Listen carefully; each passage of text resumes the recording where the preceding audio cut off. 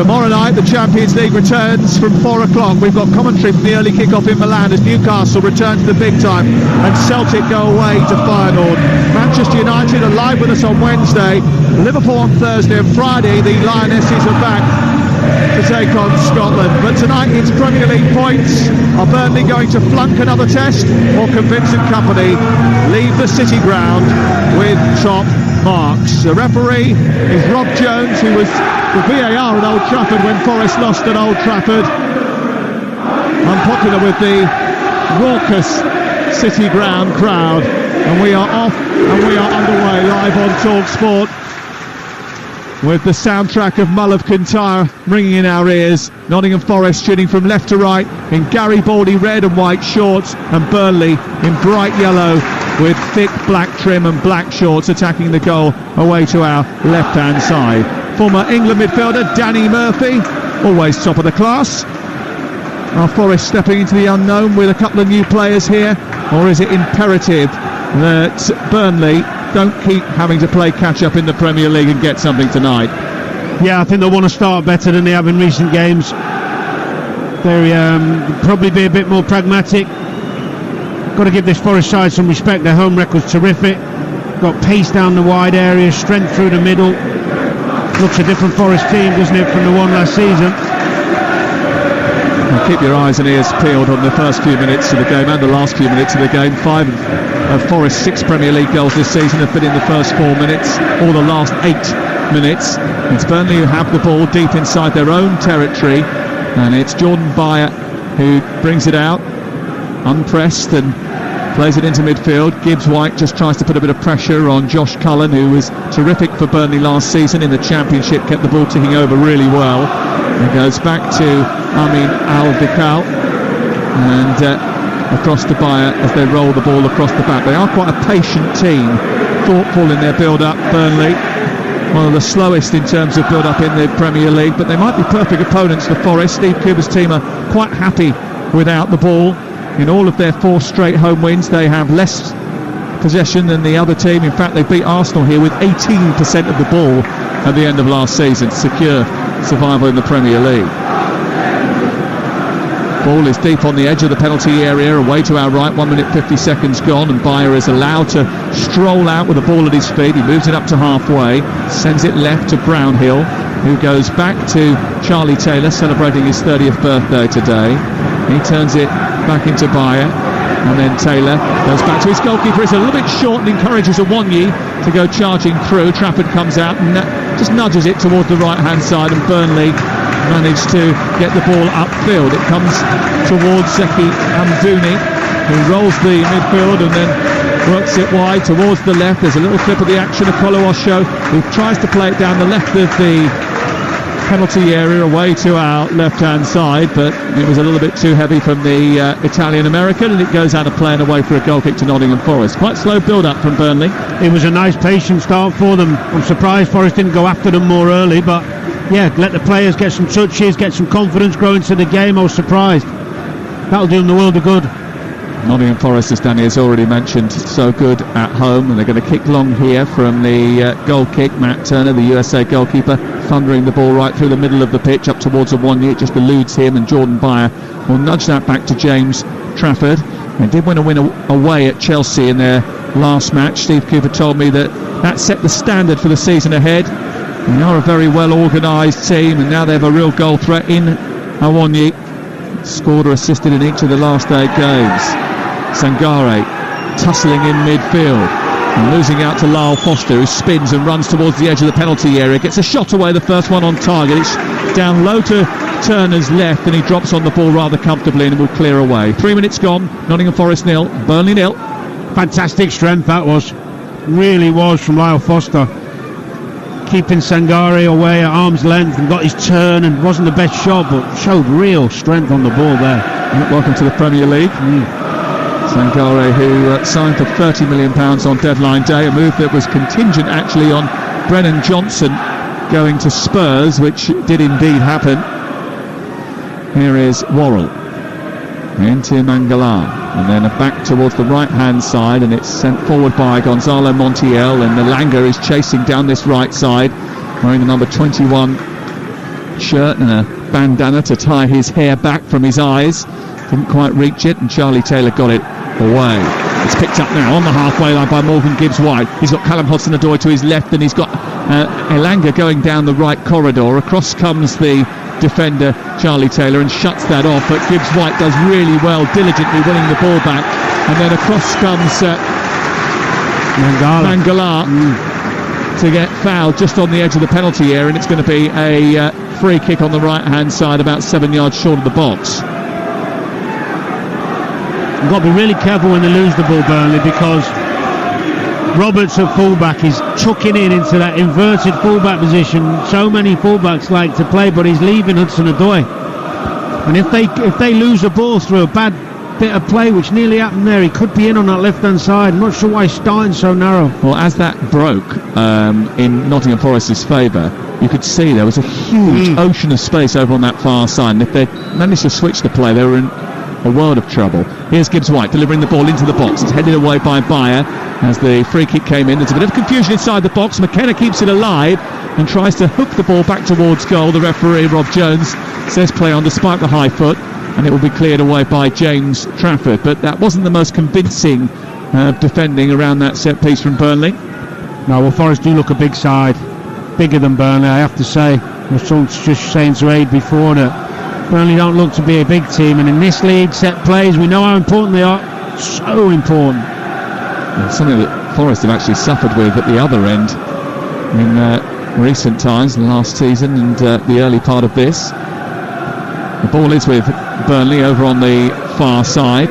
It's clipped forward down the left now by Charlie Taylor, and then Koleosho trying to get round the back, delivers the ball towards the near post, but Worrell is scampering across to block it, goes behind, comes back off the Italian-American, who celebrated his 19th birthday last Friday, and it goes behind and away for a goal kick away to our left-hand side. Super positive run from him. Great movement, in behind, quick. Good pass as well from Taylor. He's just got caught there, Montiel. Better touch and he could have got the crossing, but really positive. Koleosho, who was at Espanyol before he was acquired by Vincent Kompany, another one of the young acquisitions.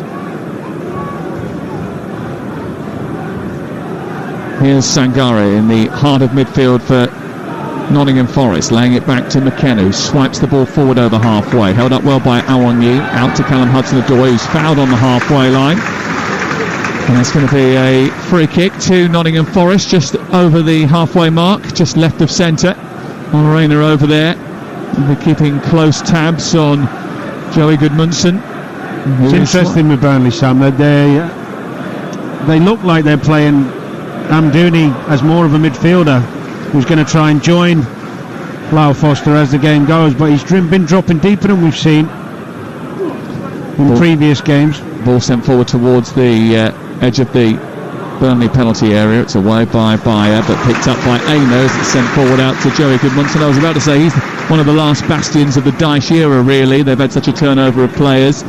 They played for Iceland in their defeat to Luxembourg the other day, which is quite a frightening result for Iceland.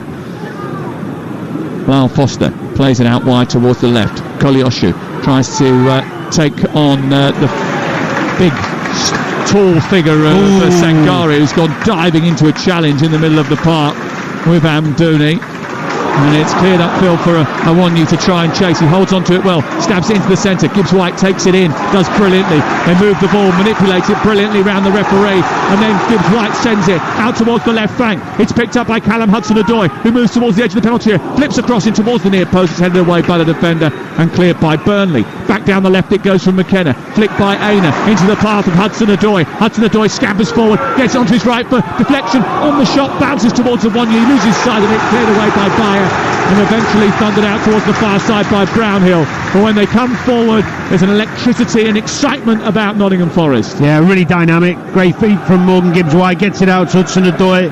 Nice and positive, trying to beat people, trying to get his shot off. First little glimmer we've seen from Forest. All stemmed from a crunching tackle in the middle of the pitch, actually from Sangare. Did go in a little bit two-footed, needs to be careful tackling like that. Well, he did get a welcome to the Premier League from Lyle Foster, and he just gave one back. Here is Elanga looking to release Montiel down the right. His cross blocked by Charlie Taylor. It's out for a throw down by the corner flag away to our right. 9 minutes gone. You're listening to Talksport. Nottingham Forest against Burnley, 0-0. Live on Talksport with Montiel preparing a long throw into the box. McKenna's coming up from the back. Worrell is coming up towards the edge of the penalty area. Aina and Mangala are just holding back. Now this looks like a set piece they've crafted.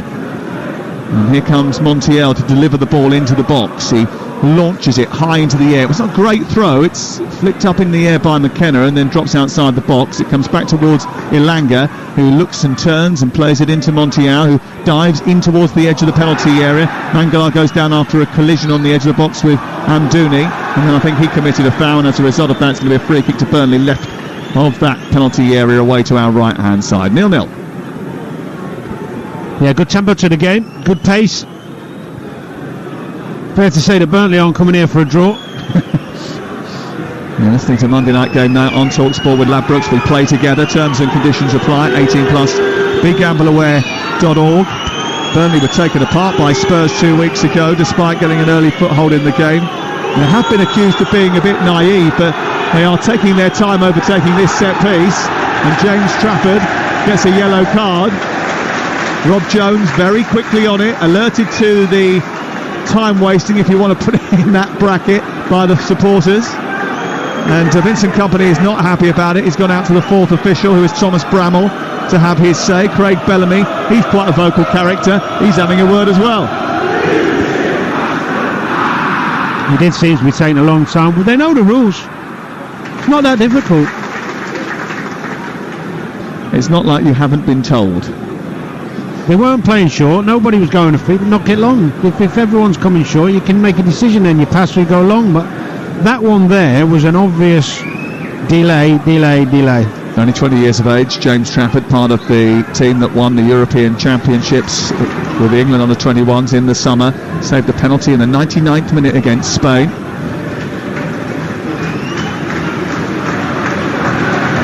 Ball played forward from the edge of the penalty by Amin Al-Bikir.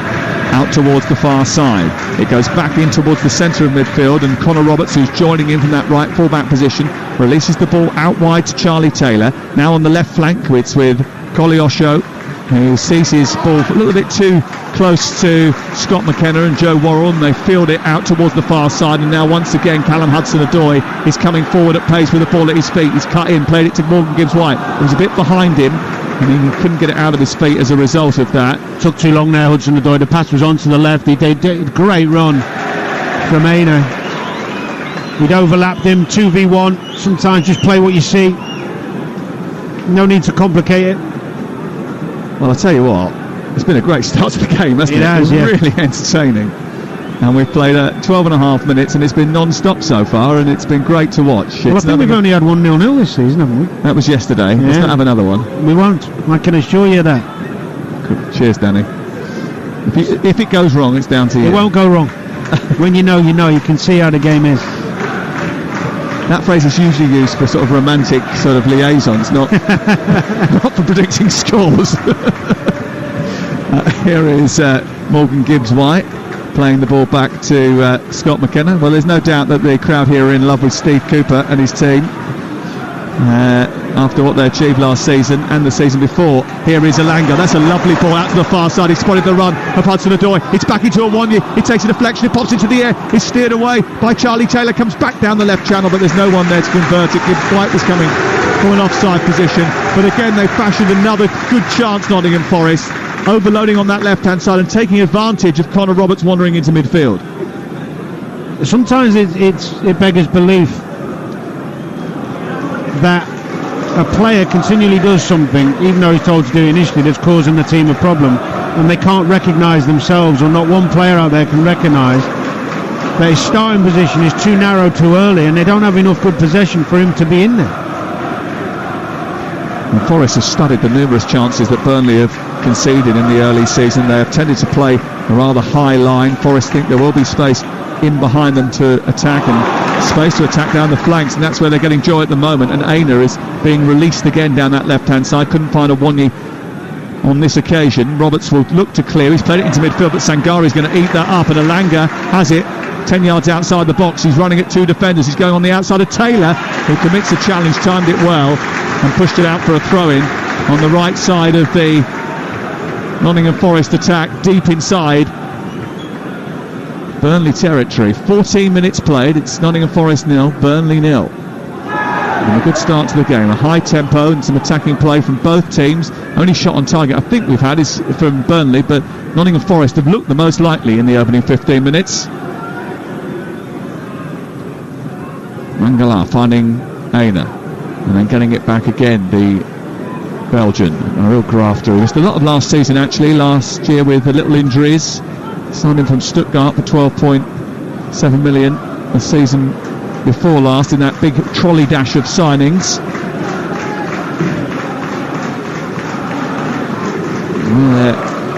New signings, Ibrahim Sangare playing alongside him is someone that I think we've all been looking forward to watching after being picked up by PSV, one of the outstanding players in the Eredivisie last season.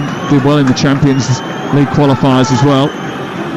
Here is Jordan Beyer bringing the ball out from defence. Oh, he's nabbed off him. Beyer, Wonyu followed him. Callum Hudson-Odoi is to the left. It's played to him. His right foot is shot. It's parried away down low to the right by the goalkeeper Trafford and out to the far side. Turned over brilliantly by the relentless work of Wonyu. And as they worked the ball out to Callum Hudson-Odoi again, there was another problem for Burnley. Well, the problem was because they gave the ball away. Beyer gave it away with a brilliant work from Iwanyi. But then he had a free pass to Hudson-Odoi, who gets a free shot because Roberts is nowhere near him.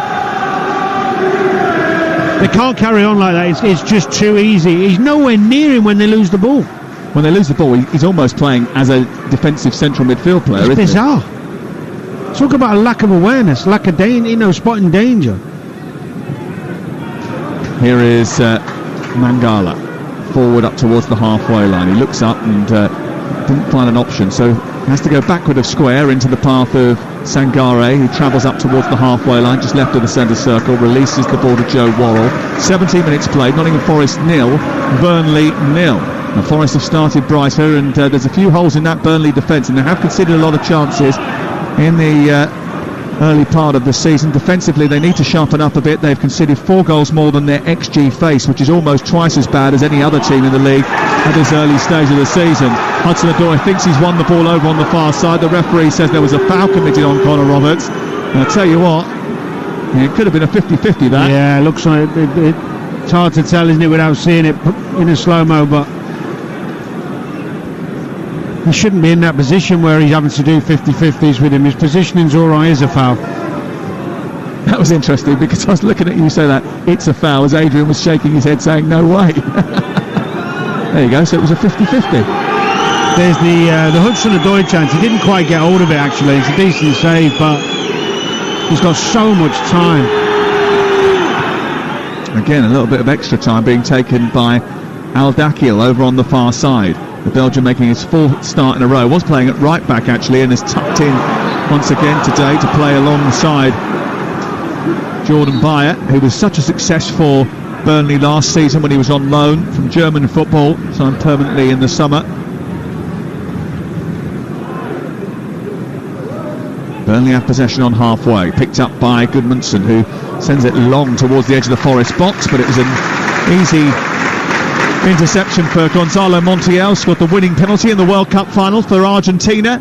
He nudges the ball back to his goalkeeper, and Matt Turner will start to play out from the goal away to our left-hand side. Nottingham Forest, who signed 15 new players in the summer, have had a lot to contend with in terms of numbers. It has meant that Ethan Horvath, Emmanuel Dennis and John Joe Shelby were left out of the 25-man squad. Shelby went off to Turkey, Dennis did too, but Horvath had to stay and he said not to be very happy. They released Bianconi today just to trim down that squad. It's very difficult to balance such a big dressing room, isn't it? Absolutely, and I think that's one of the problems he'll have moving forward with a squad that's got stronger depth and more quality in, because players do get frustrated and disappointed. I think they've signed probably too many. Although the squad does look better, it is still heavy for a team that's not in Europe. Ball nudged right by Sangare, midway inside Burnley territory. It's back out towards this right-hand side. Forest coming forward with Elanga.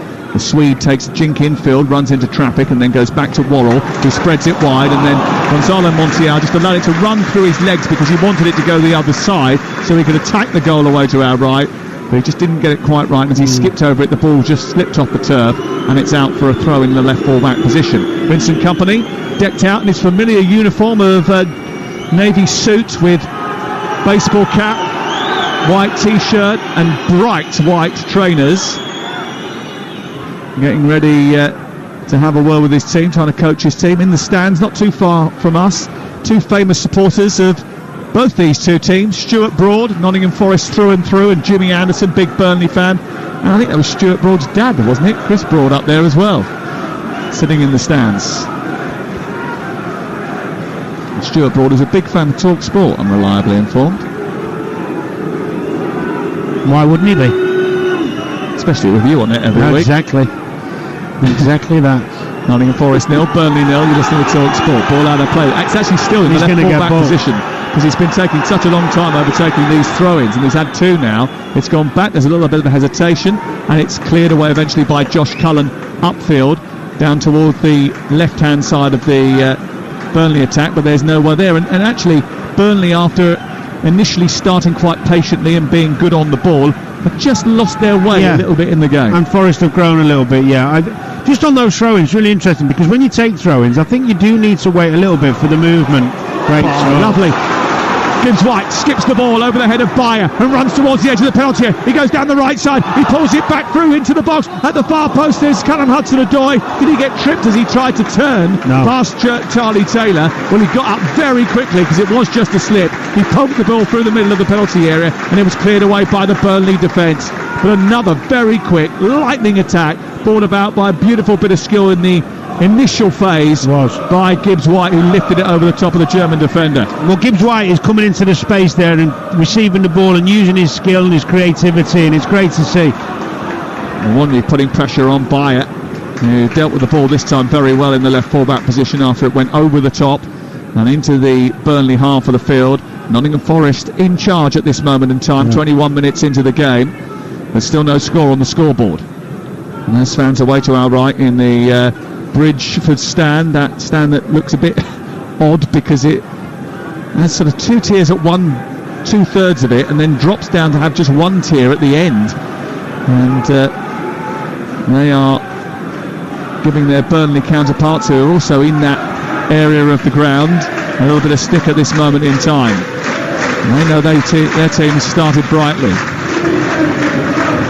Al-Dakhil plays it wide towards the right.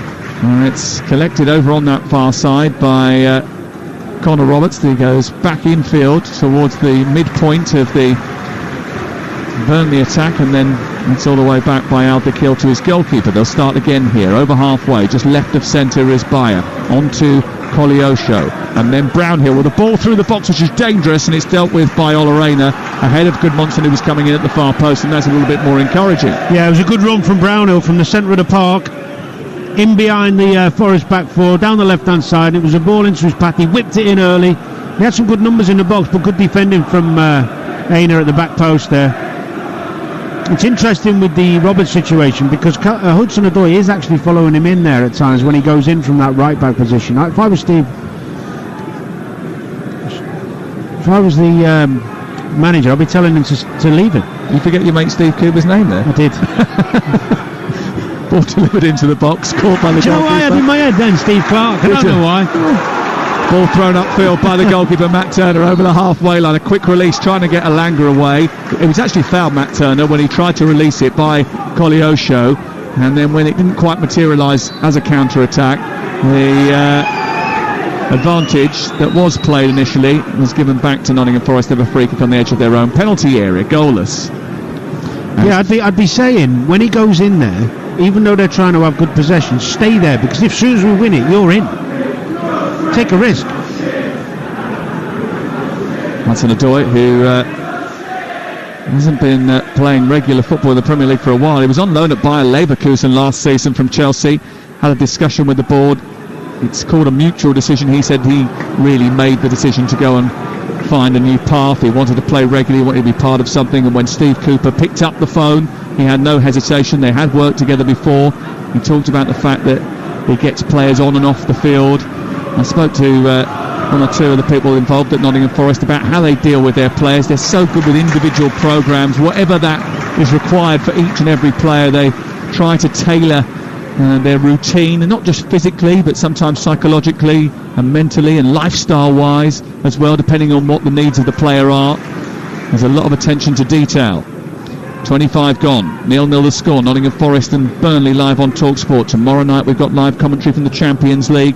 It's a 4 o'clock start for Drive tomorrow, with Adrian Durham and Darren Bent moving into kick-off as we bring you live coverage from AC Milan against Newcastle United. Awonyi doing well to win the ball after a long kick out by Matt Turner. He sends it wide to the left. It's picked up by Hudson-Odoi on the edge of the penalty area. It's pulled back by Mangala, who's gone on the underlap towards the byline. Didn't quite reach Awonyi or Morgan Gibbs-White, and it was stabbed away by Al-Dakil towards the far side. Back into the box it goes from Aina, and it's caught by James Trafford and will be cleared away by Burnley. I mean, look, we expect Forest to unleash their attacking talents. They always seem to score, especially here, but they've had a lot of opportunities so far. Well, that came from another 2v1 down the left-hand side. So Hudson-Odoi is running at the full-back, and Aina comes flying past him again. Goodmanson doesn't track him. He's got to track him there because it's a 2v1. It's a super little pass from Hudson-Odoi, and he pulls it back. And actually, Gibbs-White doesn't expect it. If he was ready for and expecting it, he gets a pretty much free shot and goal from 8-9 yards. Well, good move again from Forest. It's that willingness to get forward from the full-back areas, that fitness, that desire to get there. And Goodmanson didn't match him. That's twice now. You've got to track him. Sangare penalised for a foul on Amdouni after showing his physical prowess, getting around the pitch, putting real pressure on him. Burnley now have a free kick away to our right-hand side.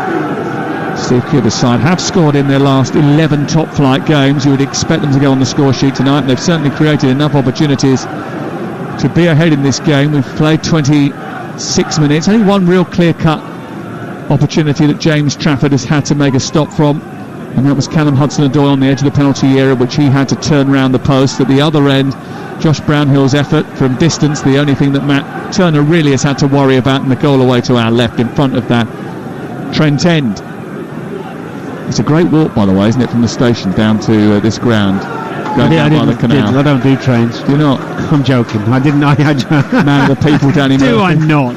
You know I do most weeks, but not to this particular stadium I drove. But yeah, it is a beautiful area.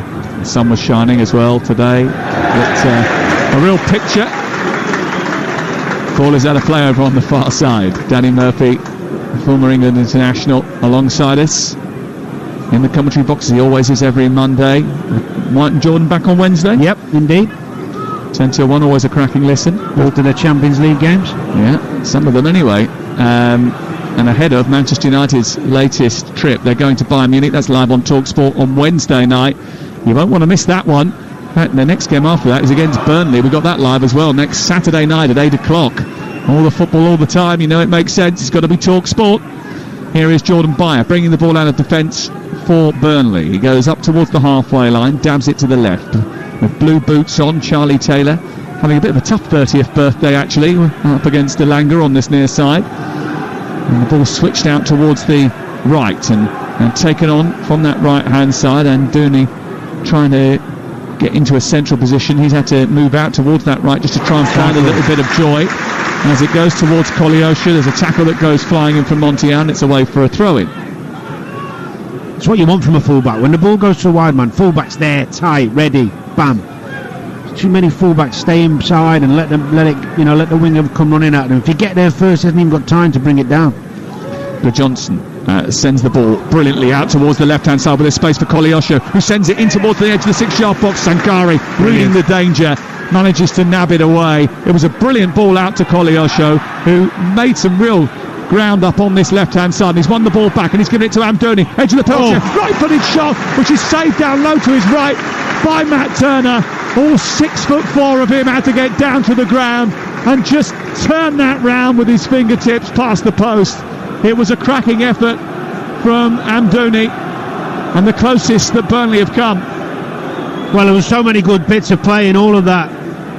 Sangare initially winning the ball back for Forest, then they give it away, ends up at Amdouni's feet. It's a lovely strike, brilliant strong hand, isn't it, from Turner? Really good save by Matt Turner, who signed from Arsenal for £7 million after a season at the Emirates Stadium. The corner to be taken on this left-hand side. It will be sent in left-footed by Joey Goodmanson. He's got 5 or 6 to aim at. At the back post is Charlie Taylor, who lifts his header towards the edge of the 6-yard box. It's an easy claim for Matt Turner, immediately bowls out towards the left-hand side, and they're off and running again, and Amonyi manages to find Hudson-Odoi. Back to Amonyi once again. On the halfway line, that attack's just going to slow slightly after the initial burst. Bad decision. Had a good chance to go 4v4 there and came backwards. We've still got the ball over on the far side for us as they come forward. A couple of inches from the left touchline. Hudson-Odoi sends it centrally back to Gibbs-White. Then it switches out towards the right. Elanga from Montiel, and then Elanga back towards Gibbs-White again. And he's being shut down by Amdouni. Kept hold of the ball. Mangala being challenged by Brownhill. The ball goes wide to the right. Montiel up against Jordan Byer, and he holds him off with a bit of strength and sees the ball go out for a throw-in down in the left corner of the field as Burnley look at it, right by the corner flag.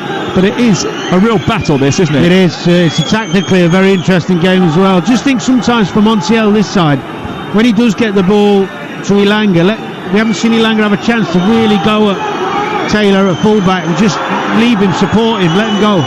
Another delay before Charlie Taylor takes the throw. No action taken up until this moment in time. It's tossed back in, but it's won by Gibbs-White. Poor clearance, comes back to Sangare as they look to stab it clear. Mangala trying to wrestle his way past Amdouni. The ball's run loose. Amdouni's given the foul, and it's a free kick to Burnley, 10 yards in front of their own penalty area. And for arguing there, Mangala is going to get a yellow card. Yeah, he did all right initially, and then Amdouni's really good. Good feet, good strength. Buys the foul really well. Got to be careful now, Mangala. Listening to Monday Night Game Night on Talksport with Ladbrokes. We play together.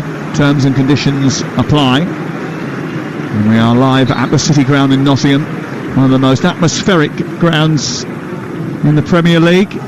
It's a huge noise, and it was definitely one of the facets that Nottingham Forest used to get themselves on the road to safety last season. Here come Burnley over on the far side, and Amdouni's ball out from one side of the pitch to the other was a little bit behind Koleosho. It's good feet from him again though, wasn't it? It's a lovely mover with the ball, glides with the ball past people. Worked it back towards that right side with Joey Goodmanson, Johan Berg Goodmanson, as he should be officially titled. Back into Charlie Taylor. Taylor works it wide. Koleosho skips past Montiel, moves towards the edge of the penalty area, and then can't release the run from Brownhill, but it comes back on the edge of the box, and Cullen now dancing down the left hand side. A low cross into the box which almost came through to Goodmanson. He couldn't convert it as it flashed through the 6-yard area and goes out the other side. Lyle Foster wins it back, moves it back to the edge of the area. Amdouni gets past one, plays it through the middle, goes through the 18-yard box a little bit towards the edge of the box, across the line almost, out towards this near side, and again no one gets on the end of it, and then Burnley have to go back to the halfway line. But this is a little bit better from the visitors. Confidence is growing, everything's coming through Amdouni. And he scored the winner against Forest in the Cup, and 4 shots in the Premier League, and hasn't scored yet. He signed from Basel in July in a £16 million deal. He was excellent in the Europa Conference League last season, and he's had a really good start to his Burnley career. Floating around the striker Lyle Foster. That's a little bit of a late challenge that from Montiel, who went steaming in the right full-back position. It was a little bit late. Yeah, he's had a bad 5 minutes. He's just given the ball away a couple of times, and he's just trying to make up for a poor touch there. He's got to be careful now. It's a yellow card for him. And up against Koleosho, yeah, that's going to be a little bit difficult, isn't it? Yeah. It was late on Brownhill. Free kick generated for Burnley. This is 6 yards in from the left touchline, and it's midway between the edge of the penalty area and the edge of the centre circle. So it's about 30-40 yards from goal, and it'll be whipped in right-footed by Josh Brownhill towards the back edge of the penalty area, hoping that one of those big defenders can get on the end of it. And Goodmanson is standing over it too, but it's going to be the Icelander who hits it left-footed towards the edge of the box, but it's cleared away by Forrest, and then the second ball by Cullen is just juggled with by Koleosho down that right side, who looks to try and take on McKenna. It hits him in the face off the back of the Scotsman, and it goes out for a goal kick away to our left hand side. It felt like a bit of a waste of a free kick, that. It was, poor delivery. He's nice and positive, isn't he, Koleosho? Quick and direct, he likes to go both ways. Looks a talent. He's only 19 years of age. He was only 19 last Friday, so he's still a very young man. It's a very young team, actually. It's the youngest average starting 11 in the Premier League this season, Burnley's. Koleosho trying to get the better of Sangare, and he's given a foul away here, the former PSV man. And it's another free kick a little bit further forward in a similar sort of area. Yeah, he just got a little bit intricate there in his own. Sometimes you play in midfield, you want to get on the ball and have your touches, but when you close down and you're tight and you're deep, you've just sometimes got to play some percentages over. 1 and 2 touch, turn them round, get yourself up the pitch, give yourself a bit of breathing time. Free kick on this near side, which is going to be taken by Goodmanson. He's just left it after approaching it initially. Brownhill standing over it with his left arm in the air. And Rob Jones blows the whistle. It's left for Brownhill this time, right footed. It's a deep one, and Turner's going to come and claim that, and claim it well. Poor again. There's 2 set pieces they've wasted a little bit. Thrown out by Turner up to Olarena, and they've got men committed forward here. One of them is Hudson-Odoi down the left-hand side. The starting position from Trapper was a little bit too early, and he went running towards the ball, and that meant that Charlie Taylor had to take action. He nudged it behind. It's out for a corner. That there is exactly what I'm talking about. Turn them round, might not get there, but you get them turned to run back towards their own goal, get yourself up the pitch. It's called a percentage ball. You've got a corner. Got to mix your game up. Doesn't always have to be feet and intricate and possession based. It can be getting you up the pitch to get you some territory. Vary your game. Corner kick over on the far side. Burnley have conceded the most goals so far in the Premier League. 0-0. Here's the right-footed delivery towards the back edge of the area. It passes past Awonyi and Sangare in the box after it was allowed to drop. It wasn't great defending that from Burnley. They seem to have 3 red shirts isolated around Trafford and no one taking charge from a Burnley perspective, and that went flashing through the 6-yard box and out and away, luckily for them, for a goal kick. Well, they've got 2 men around James Trafford, and he's got to come for that. He's got stuck to the line. He's got to come and claim that. He can't. I mean, that Awonyi's missed that 3 yards away from the line.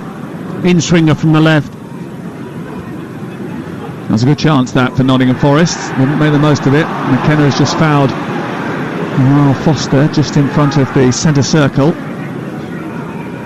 And Nottingham Forest getting back into their defensive shape as Burnley get us restarted once again. We played 37 minutes. I think it's been an entertaining game. And giving it away, Burnley here. And Montiel is coming upfield with the ball, but he's run into traffic, and Koleosho did very well to win it back, and Foster backed him up too. And here they come now, Burnley, with Amdouni moving towards the edge of the area, sends it wide, but he was forced into making that decision by the presence of Callum Hudson-Odoi, who got back, tracked, helped out, and helped his team get the ball back for a goal kick away to our left. Yeah, he put enough pressure on Amdouni, I think it was, didn't he, just to stab his pass out play.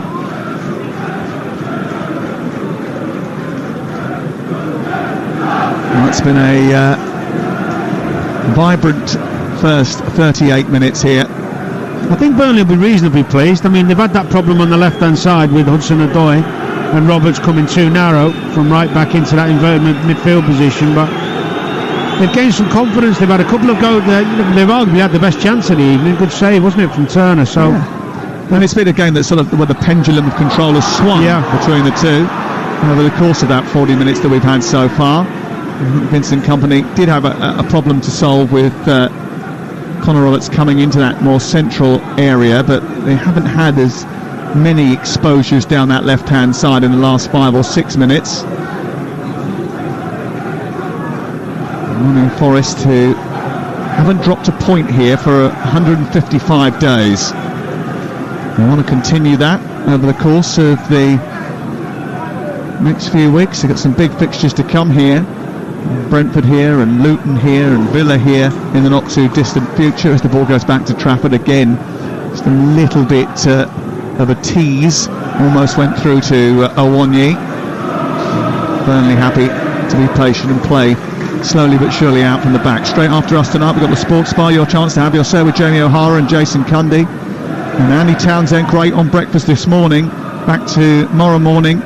He was talking about Ten Hag's problems. He goes into detail on that and Chelsea on the Premier League All Access podcast, by the way, which is available on YouTube and on the Talksport app. Saw Simon Jordan not being entirely sure about Mikel Arteta's decision to replace Aaron Ramsdale this morning. And there'll be more explosive chat with him and Jim White tomorrow, 10 till 1 tomorrow morning. I did hear this week that Keith Lemon has joined Virgin Radio, and if you download our app, you'll be able to flick through all of the stations on our roster. I have to say, I thought David Raya's performance against Everton was superb. Clean sheet, you'll be happy with that. Dominating, comfort crosses, looked good with his feet. Hell of a dilemma he's got now. This is Talksport, 5 minutes to go before half-time. The ball on halfway with Burnley, and it's chucked forward by Josh Brownhill. Chasing that is Koleosho, and he's got the better of Worrell. He's poured it back into the centre of the penalty area, missed by Foster. Comes back to the edge of the box, and it's there from Amdouni. A brilliant finish on the edge of the box with his left foot as it came out off Lyle Foster. He didn't quite connect with it, but the ball spilled to the edge of the penalty area. And arriving late was Amdouni, and Zeki Amdouni, who scored the winner against Forest in the Cup, has put Burnley in front of the City Ground. It's Nottingham Forest 0, Burnley 1. Told you it wouldn't be 0-0. What a finish. Koleosho, by the way, is causing Montiel all sorts of problems down the left-hand side. He looks onside to me. We're just having a look at the replay. And he gets in down the left-hand side. Flies past the centre-half who's come out of his position. Puts a cross in, and when it's pulled back and falls to Amdouni on the edge of the box. I mean, talk about calm, quality technique with his left foot into the far corner. He just waits, he sets himself, doesn't slash at it, doesn't try and hit it too hard. It's a beautiful finish from Burnley's best player so far. It's a brilliant finish, and more impressive bearing in mind the flicks that it takes as it's pulled back from the byline by Koleosho. It takes a flick off the defender, and then a swipe by Lyle Foster diverts the ball slightly, which means it's bouncing into the air, and he watches it, and his technique is beautiful as he just strikes it into the bottom corner back from whence it came, and that's 1-0 to Burnley. It's a brilliant finish. Well, he's a real talent, that lad. He glides with the ball, he takes it under pressure, he's a goal threat. Looks a steal. Well, what was it, 16 million quid, yeah. Burnley now taking the lead, and Nottingham Forest have got to try and come from behind to preserve this very good home record that they have had up until this point. Here is Callum Hudson-Odoi moving down the right-hand side, darting towards the edge of the area. He's got 4 to aim at, but he chooses to play the ball straight down the throat of Al-Dakil instead, and it's cleared out to the far side of Mangala, who wins it back for Nottingham Forest. 43 on the clock. Forest in possession inside Burnley territory, just in front of the centre circle. One again by Goodmanson, and Sangari just hesitated there, and Connor Roberts made a pass to find Foster, who's charged upfield down the left side towards the edge of the Forest box. He's played it wide. Koleosho, Sangari getting back, winning the ball, and then Elanga trying to release Stiwonyi over the top, just didn't quite have the strength of pass to float it over the top of Jordan Beyer. That was unlucky, worth a go. Getting pinned back a little bit for it. Burnley are doing really well. Roberts striding into midfield and playing it wide to Koleosho. He's up against Montiel. He's got him on toast. He's done him again. He's got inside this time. Moved towards the edge of the box. They've just about crowded him out. But Montiel doesn't know how to handle him now. And because he's on a yellow card, he can't afford to make a bad tackle. I think he'll be changed at half-time. I really do. Mangala up to Morgan Gibbs-White. Down the right he goes. He's asking Elanga to sprint into the right wing position to get on the end of that. He does. He's got a little bit of backup from Montial's moved into the penalty area. Gibbs-White's in there as well. And 1 year at the far post. Not a great delivery by Elanga. In fact, it was pretty poor. It's bounced fortuitously for Gibbs-White. Down the right side. His cross is a little bit better. It's flicked into the air. Comes to Hudson-Odoi, who takes it down well. Sets up a Wanyi. He guides it back to Mangala. Too many touches. And then Aina clips the ball high into the air. It goes over the top of the crossbar, and it's still Nottingham Forest 0, Burnley 1. And for the latest odds, you can head to Ladbrokes, where you can now get Nottingham Forest to win 4-1, Burnley 4-3 on to win, the draw 9-4. It's all thanks to Ladbrokes 18+. BeGambleAware.org. Good chance. Yeah, it was decent. They have struggled in the last 20 minutes of the half to really create anything significant, Forest. It's all coming down the Burnley left at this moment in time, and that young fella Luca Coglioscio they picked up from Espanyol. Here is Gibbs-White trying to feed Wanyi, just trying to stab that ball forward, but Cullen was there to stop it from sneaking through to the Nigerian, who also actually scored on international duty during the break recently. 2 minutes of added time at the end of the first 45. Won by Aina well, picked up in the centre circle by Gibbs-White. On to Elanga, who's come centrally now. He's running at the Burnley defence. He's charging forward, a right-footed shot. Too close to James Trafford, who drops to his left and smothers the ball and makes a save. It's unlucky from Elanga. He's drifted in off that right into a central area, picks it up and he goes out that back four. They keep dropping off and he tries to play like a bender into the far corner. Doesn't quite get it, but it was more positive from Elanga. That's better. Don't get yourself involved. If you're stuck out wide and you're not on the ball, drift into those central areas and try and find it. Don't hunt it down and make an impact. Trafford forward over the halfway line with a long kick up towards Lyle Foster, headed down and away by Joe Worrell. Elanga gets it back to Montiel, who sent it out towards the far side, and then Callum Hudson-Odoi getting it back to Gibbs-White, who's fouled by Josh Brownhill just short of the halfway line. In fact, there was an offside, I think, further up the pitch, and as a result it's going to be a free kick taken a bit further back. And Foster's thrown the ball away. No, he threw it to where the offside was. Yeah, but it's a big difference. You're not supposed to touch the ball when it's gone dead. That was the instruction. Don't touch the ball. Rules are there to be broken, Sam. You know that. I bet you actually didn't break one in all your school days, did you? Oh, I was a good boy. No, I'm sure you were. Broke a few hearts though, didn't you? Oh, Nottingham Forest 0, Burnley 1. To Jordan Beyer, all the way back to his goalkeeper, who is James Trafford. And Burnley, who lead this game by a 1-0, having put themselves on the scoreboard thanks to a brilliant finish from Zeki Amdouni, who've given Nottingham Forest work to do at the break. It was a game which swung in terms of momentum after a patient start from Burnley. It looked like Nottingham Forest were the brighter team. They had several opportunities without creating too many clear-cut chances in the game before Burnley took a bit more control and scored after 41 minutes thanks to a brilliant finish after a wonderful run down the left from Coglioscio. The ball deflected into the path of Amdouni, and as a result of that good finish, Nottingham Forest behind at the break by a 0-0. Muller Kintyre rings around this stadium once again at the start of the second half. The second half, Nottingham Forest will hope to change the course of history in, because they haven't won a Premier League game when they're losing at half-time since January 1997. It has been 2 years since Steve Cooper took over as boss. Today is the anniversary of them being bottom of the championship table. Anyone you'll speak to around here has reminded us of that today.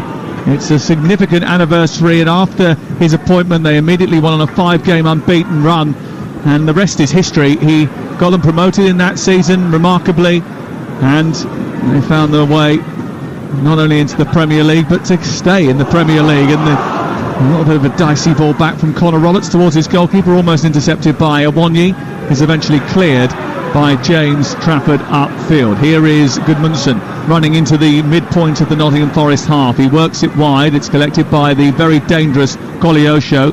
His centre is headed away by Worrell, and then it goes out on the far side for a Nottingham Forest throw. The two teams, we'll just run through them quickly. Matt Turner is the goalkeeper. Montiel has been booked at right back. Worrell, McKenna and Aina, who's the left back, make up the back four. In midfield, the two holders are Mangala, who's been booked, and Sangare. Ilanga and Hudson-Odoi are the wingers, with Morgan Gibbs-White playing in the number 10 position behind Awonyi. For Burnley, they've got James Trafford, who's been booked in goal, Roberts at right back but moving into midfield, Al-Dakhil, Bayer and Taylor making up the quartet at the back, with Gudmundsson, Cullen, Brownhill and Koleosho behind Amdouni, who's supporting Foster in attack. Danny Murphy alongside me in the commentary box, and it is a big task coming from behind in the Premier League to win. It is indeed. You've got to find a way to do it. It is, and they're going to have to take a few risks trying to press higher. You've got to try and dictate the tempo now, and that means you need the ball. You've got to go and win it back. It's hard to do. Hard work. And Burnley, although they're an inexperienced group, they've still got the freedom under company to play. And it's hard against teams who play out from the back to win the ball back when they're playing with this confidence that they've got now since the goal.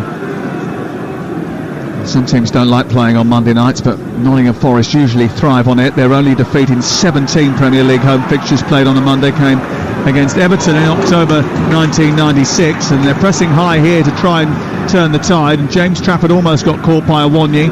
He's had a couple of warnings now from the Nigerian. And clear it through midfield and out towards the right, where just wandering narrowly is Connor Roberts. It's on to Gudmundsson and then back into the centre with Lyle Foster, who drops deep, nudges it back to Al-Dakhil.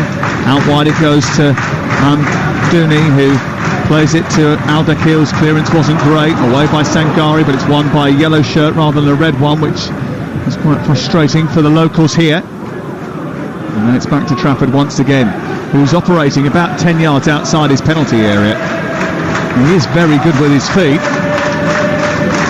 And Burnley have had a tendency to concede too many goals. And he's pulled off one save tonight. And you get the feeling by the end of the night he might have to pull off one or two more if Burnley are to be successful. They're working really hard, Burnley, at trying to find the spare man. We saw Brighton do it at Manchester United. Their overloads. Keep trying to find the spare man. It's risky, but it's how they're going to play. Brownhill, after the ball upfield was cut out by McKenna, bounces into midfield. Brownhill just left of centre, plays it wide to Koleosho, who was so electric in that first 45 minutes, and poor old Gonzalo Montiel didn't know what planet he was on by the end of the first half. Here is Foster, back into Koleosho, wrestling with Montiel, gets the better of him this time, nudges it back to McKenna, who clears upfield towards Awonyi, who's holding off Al-Dakhil, does brilliantly but can't get hold of the ball to work it out to the far side. There's a collision between Awonyi and Cullen, and a free kick is given to Burnley just short of the centre circle inside Burnley territory. So we played just 3.5 minutes of the second half. It's Nottingham Forest 0, Burnley 1 on Talksport with Now. And don't forget, with Now you can stream all the Sky Sports action like Nottingham Forest versus Burnley live right now for $11.99, no contract. Search Now Sports. So what Burnley have got, when the goalkeeper's got it, they make the pitch really big and long and wide, and gives them the space to play. Foul by Aina on Gudmundsson. Yields a free kick on this near touchline. Vincent Company applauding the decision of the linesman Ian Hussin on this near touchline. It's a free kick which Amdouni gets back to Roberts. Saw that finish a couple of times at half-time. It was a brilliant finish from a player who's got a very good record. Here comes Koleosho down that left-hand side again. He's in behind Montiel, not for the first time. Cuts back in on his right foot, being trapped by Worrell now. Sets it out for Amdouni once again, who's blocked by Mangala, and it's out for a corner on this near side. But that's the Silk Road, isn't it? Koleosho into Amdouni, arriving late on the box and causing people problems. Well, he's not having to do anything to get the space. He's spinning him. He's coming to feet and spinning him behind where he's got too tight to him, and he just let him go. Montiel's got to drop off him. You can't just go. You can't just. It's great movement, don't get me wrong, but it's basic defending. Corner kick on the near side, and Gudmundsson is going to take it. He's got Bayer to aim at in the centre. Nottingham Forest have been vulnerable from set pieces. Only Bournemouth conceded more last season. The ball into the box is headed away by Ola Aina. Comes back to Charlie Taylor, who cracks it goalwards. It's not too far away from the right hand upright. Worth the go. gets headed out from the in-swinging corner from the right-hand side. Decent volley just past the post, worth an effort. Would have been a good birthday present for Charlie Taylor, who turns 30 today. Here is Ola Aina down the left-hand side, outpacing Gudmundsson, and then releasing the ball infield to Callum Hudson-Odoi. Al-Dakhil put pressure on him, but they won the ball and kept hold of it, and Hudson-Odoi and Gibbs White combined. They spread it to the far side. Alanga now onto the overlapping fullback Montiel into the penalty area. He rushed his effort. Didn't need to necessarily do that. Sometimes when the fullback goes beyond you, you don't have to pass him the ball, Danny. No, it was, well, even when he did, I think he rushed across as well, and the fact was that there wasn't many options in there. You're right. A bit more patience. It was just a little bit too rushed, that particular move from Nottingham Forest, who did very well to circulate the ball from one side to the other. Yeah, it was good play from Hudson-Odoi. They're going to make a change, I think, in the next few minutes. Nuno Tavares is going to come on at full-back. I wouldn't be too surprised if he came to the left and Aina went out to the right. Yeah, I agree. 52 minutes on the clock. You're listening to Talksport live at the City Ground with Danny Murphy and Sam Matterface. Sports bar to come straight after the conclusion of this game. 0371722 3344 is the number to call. Jason and Jamie tonight. Here is Sangare, just over halfway, playing it back to Scott McKenna, who's making his 5th Premier League start in a row after missing the end of last season with a fractured collarbone. Not a tasty injury. Montiel, right side, back to Alanga, who's level with the edge of the Burnley box, trying to take on Koleosho. There's a little bit too heavy with his touch. It goes out and away for a goal kick away to our left-hand side. And here's the change. Montiel is coming off, and on comes Nuno Tavares. Aina immediately starts walking to the far side, so he knows the drill. And the on-loan Arsenal man, who spent a bit of time at Marseille last year and did very well, is coming on. It was fascinating, really. I was here the day that he was hauled off after 35 minutes by Mikel Arteta when he was in a Arsenal shirt, because he was having a torrid time. One of his worst days in an Arsenal shirt. I remember. And he's back here now plying his trade at the City Ground. He's got talent, though. Yeah. Strong, quick, good feet, likes to get forward. I spoke to him about 3 months after that, and he said he learnt so much from the experience, and he thanked Mikel Arteta for teaching him the lessons that he needed. I'm sure he did. I would never thank a manager for dragging me off after 30 minutes. I've done the half-time one a couple of times. How about that? Yeah. Have you ever been light bulbed? What's that? Bought off and then taken off again? No. That's to my knowledge. That's always the one for me. Well, yeah, unless you come on after like 5 minutes and go off on 95. Yeah, that's different. That's different, yeah. It's the 58 and 75. You never want that.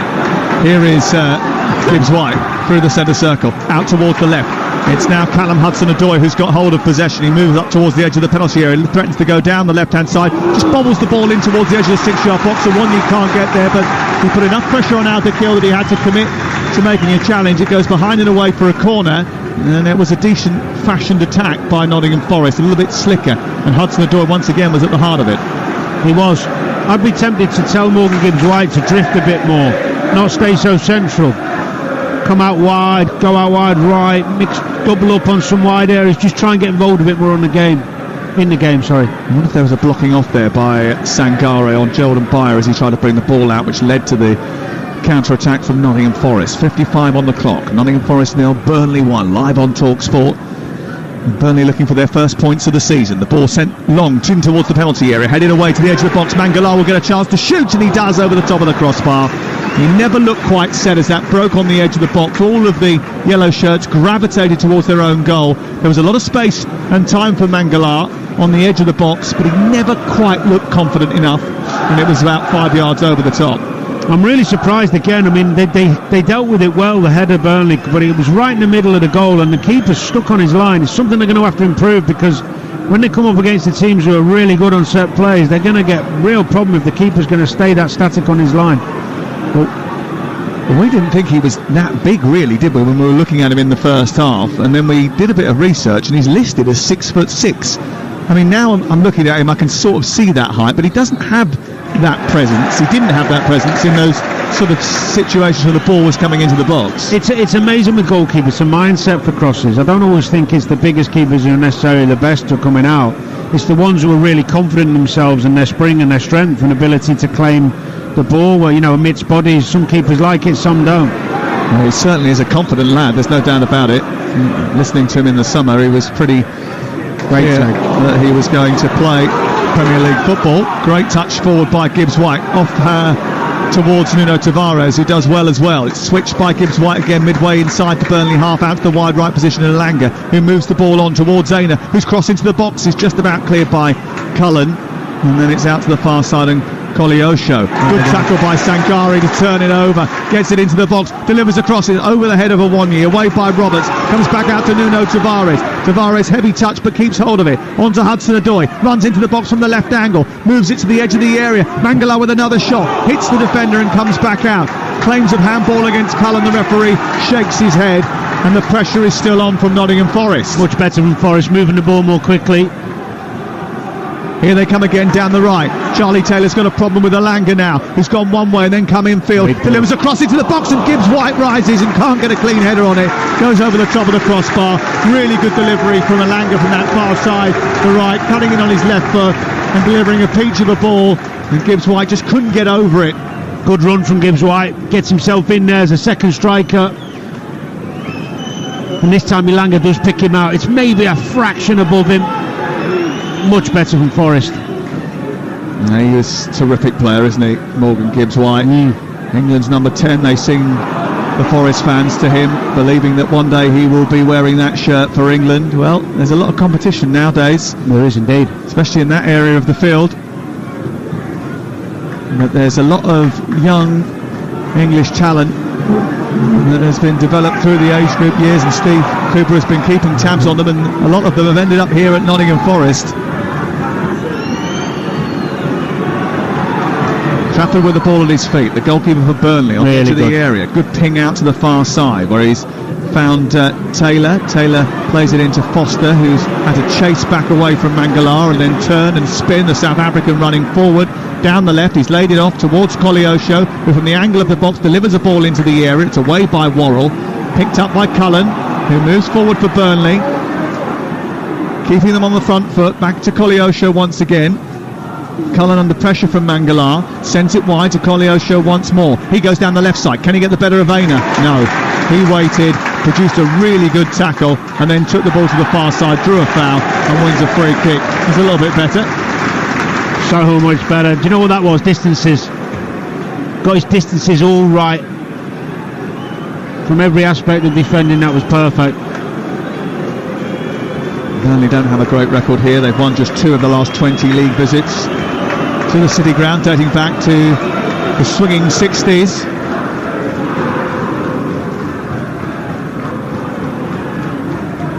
But they are leading here by a goal to nil. Was there a foul on Gibbs-White? Referee says no. Ball back to Trafford, who's being charged at by Taiwo Awoniyi.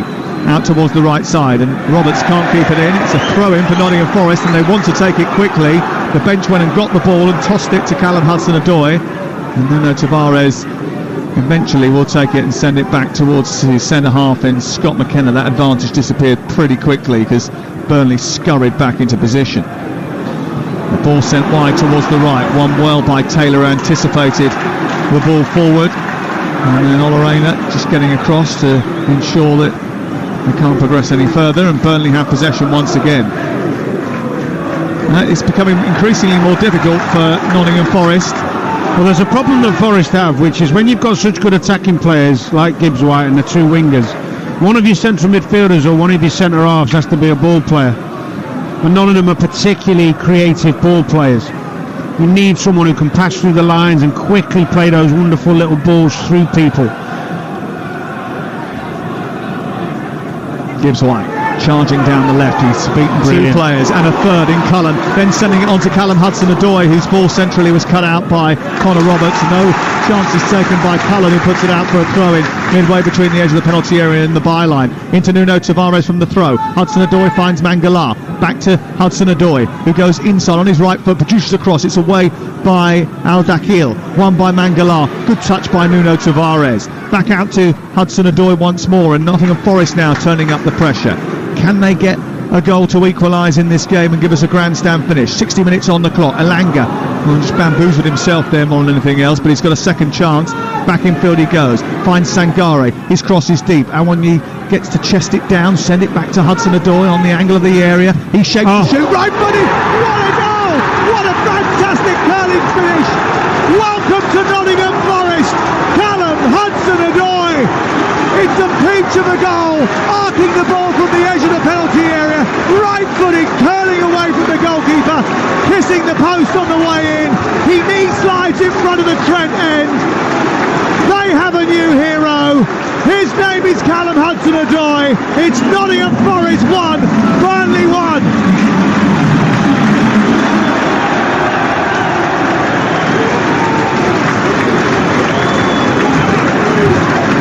Super finish. Awoniyi does well. He sets it on corner of the 18-yard box. He goes inside on his right foot. And actually, Goodmanson's not that far away from him. As soon as he hit it, I was right behind it, you could see. He set it out outside the post, curling it into the far corner. He'll have known as soon as he hit it. Well, I knew as soon as he hit it, so he must have. Oh no. They're checking the goal for a possible offside. No, he's on. He's on. I think he's on. Well, Awoniyi, it's the first phase, isn't it? Awoniyi chesting the ball down and getting it back to Hudson-Odoi. Was there a pull or a push inside handball, there? Or maybe? a handball? No, it's not handball because it's not deliberate, and it's not the next action is not a goal. So that's surely not. They're checking it. They're still checking it. Apparently they're now checking for the possible handball in the build-up to it. It's not handball. Well, he's not the one who puts the ball in the back of the net. It's Callum Hudson-Odoi, and there's 2 touches after that. So they're still checking it. The VAR check is over, and the goal is given.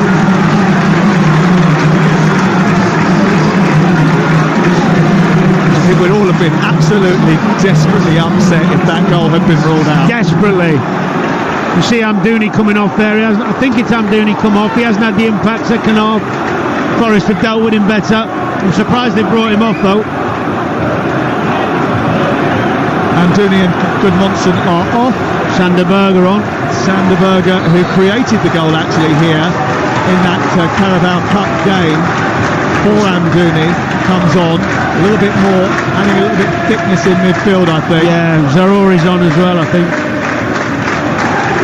Zaroury, who is back from his suspension after being sent off against Manchester City earlier in the season, is on maybe to add a little bit of extra width, maybe a little bit of 4-3-3 formation from Burnley with 2 wide men now. Zaroury. Berger trying to shut down McKenna, doesn't quite come off. It's sent long by McKenna upfield. 1-1 the score, live on Talksport. And Morgan Gibbs-White chasing, Awoniyi chasing, and the ball back to James Trafford, and the mood has lifted and changed inside the City ground. The roof nearly came off the Trent end when that ball went in off the post. Hudson-Odoi tries to play it forward, down the left-hand side, gets it back again, and now he's running at the defence. He moves towards the edge of the penalty area, comes infield, takes on Roberts. He's got full of confidence now, into Gibbs-White. Gibbs-White inside the box, trying to get a shot away, comes to Awoniyi, looks to try and turn. Was he pulled to the floor? The referee says no. There's claims of handball from Gibbs-White, as it was blocked by Josh Cullen, and it certainly looked as if it did. Well, an outstretched hand. Yeah, but the problem is he's only like, half a yard away. We'll have to wait and see on the replay. His arms are away from his body, aren't they? He's trying to pull it back behind his back though, isn't he? What are you giving there then? I think that would be unlucky. I don't think they're going to give that. Play on, says the referee. I think maybe last year that would have been given a handball. This year, which it shouldn't be. No, this year we're being a little bit more sensible about it, aren't we? 1-1 the score, 25 minutes to go. The noise deafening inside this stadium as Nottingham Forest get back on terms, and now it's a 25-minute game. Who's going to steal the 3 points here live on Talksport tonight?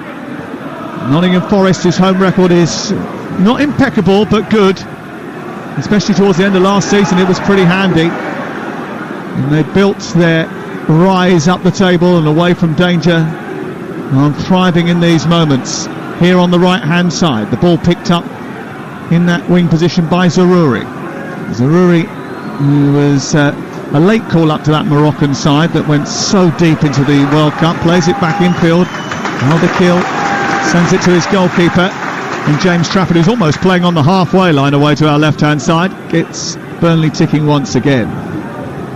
It's ebbed and flowed, hasn't it? There's been moments in the game when you think Forest have got them now, and then Burnley clawed away back in, and at end of the first half, Burnley were nice and strong and confident, and Forest looked devoid of ideas. It's really good. Well, the changes have affected the game. And Elanga coming forward, skips past the challenger Jordan Beyer, gives it to Gibbs White. Heavy touch by him. Zaroury gets back, and now there's a chance for Burnley to break.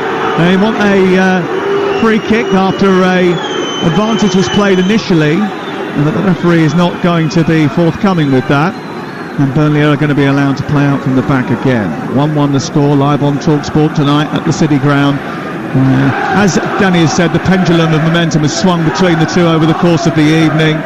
And the last 10 minutes, they've had 4 shots on goal, Nottingham Forest, and Burnley have had none. It's certainly swung in their direction recently, and it will show the character of Burnley now, won't it, if they can hold on here and not wilt in this white-hot atmosphere. It's been interesting watching Callum Hudson-Odoi because he's obviously got quality. It's looked to me tonight like he's taken responsibility at times. He wants to make things happen. He doesn't mind making a mistake. He'll still get it again and keep trying to beat people and probe and push. That comes from the manager, I think, who told him, don't be boring. Here is Zaroury down the left-hand side. Tries to get to the edge of the penalty area. You hear that a lot, don't you? Usually from a missus. I know. Ball into the box towards Aina. Flicked away. Over on the far side and out for a throw-in down by the corner flag. Football again. Yeah, that's me. Sorry. Off I go. Well, we've got some big football matches this week, haven't we? Tomorrow, Milan against Newcastle, live with Alan Pardew and I. Tomorrow at 5:45. Straight after that, around the grounds with Adrian from the Etihad Stadium. We've got Manchester United away from home in the Champions League against Bayern Munich. What a game on Wednesday night that is. And then Thursday night, Lask against Liverpool in the Europa League on Talksport 2. Friday night, the Lionesses. Saturday night, Burnley against Manchester United. And the Sunday session this weekend, Danny, we've got 5 Premier League games to keep you up to date with over the course of the 5-hour programme. We're on air at 1:30. From where? Stamford Bridge, I think I'm going to go to. Crookie and Perry are going to go off to the North London Derby. Yep. Here's Berger. On to Zaroury, who's tripped by Tavares. Referee's played on because the ball was worked towards Brownhill. It's gone wide out to Kola Osho, who's got to the edge of the penalty area, bent it back towards Zaroury. His heavy touch has allowed Callum Hudson-Odoi to pick it up, and he's running forward now and looking to release Awonyi, but he's not going to get there because Trafford actually, his starting position there was really good, very, very good, and he intercepted it before it became a problem. Oh, he's comfortable, really comfortable with the ball at his feet, and in every part of his game. It's just the crosses really. He's been static, he's been stuck on that line on a few of them. That's the only little weakness I've noticed. 20 minutes to go, 1-1. He's in. Here is Foster down the left-hand side for Burnley in the left wing position. Plays it to the edge of the box. It's not close enough to Berger, and cleared away by Mangala and up towards the halfway line. Beyer into Cullen, and then he's volleyed it back into his own half, and Al-Dakil has eventually got it to Trafford. Awonyi's work ethic has been absolutely phenomenal. He's pressed well, he's run the channels, he's forward, it's proper old school type centre forward, but how valuable he's going to be to this team this season. Yeah, I wonder if he's run his race though now. Yeah, well, it wouldn't surprise me, Sam, because he's been absolutely outstanding. Oh, that's a mistake by Josh Brownhill. The ball played into him under no real pressure by Trafford. He tried to pop the ball back to one of his defenders, but he played it between 2 of them. It's gone straight out for a corner over on the far side. There's going to be a couple of changes here. Yates is coming on to replace Mangala in that midfield area, and Divock Origi is coming on too. And he's replacing Callum Hudson-Odoi, so they're going to go 2 up top. Well, he can play off the left, Origi. Could put Morgan Gibbs White wide. Yeah, could do. We'll see how it pans out in the next few minutes, but either way, it's an aggressive substitution. Callum Hudson-Odoi, I think he'd be pretty happy with his debut, don't you? He will, yeah. And we'll have all the post-match reaction on the Sports Bar straight after the conclusion of this game. Make sure you're with us for that. And Jason and Jamie will take your calls. 03717 22 33 44. Will it be Nottingham Forest fans celebrating? Will it be a point apiece, or will Burnley find a way to win the game? The ball is on the right hand side, the corner in towards the near post, headed away by Charlie Taylor, out as far as Tavares, back in towards that far side. Gibbs White sends the ball wide, tries to take on Zaroury, then turns it back to Tavares, who's crossed left-footed, goes right to the thick of the action, and it's headed away by Al-Dakil, and it's then back by Aina towards the edge of the box. Not cleared perfectly by Burnley. Won by Koleosho, and then stabbed away by Sangari before there becomes a real problem. Spotted the danger brilliantly there, Sangari. Because Koleosho, if he'd have knocked it and run against, I think it was McKenna at the time, it could have been a world of trouble.